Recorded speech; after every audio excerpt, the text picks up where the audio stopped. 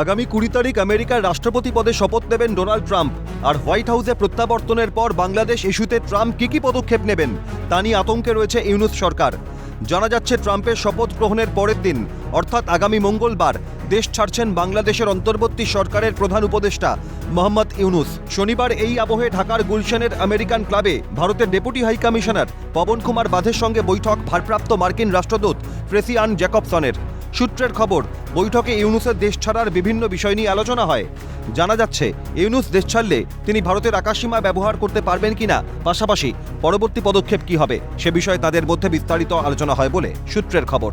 এর আগে শুক্রবার বাংলাদেশের অন্তর্বর্তী সরকারের উপদেষ্টা আসিফ নজরুলের সঙ্গে বৈঠক করেছিলেন ঢাকায় নিযুক্ত ভারপ্রাপ্ত মার্কিন রাষ্ট্রদূত।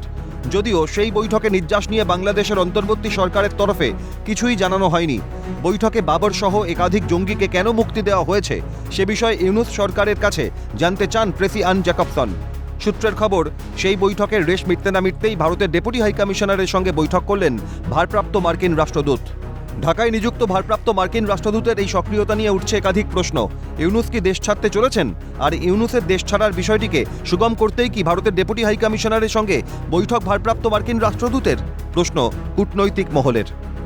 সত্যজিৎ মুখোপাধ্যায়ের রিপোর্ট, ক্যালকাটা নিউজ।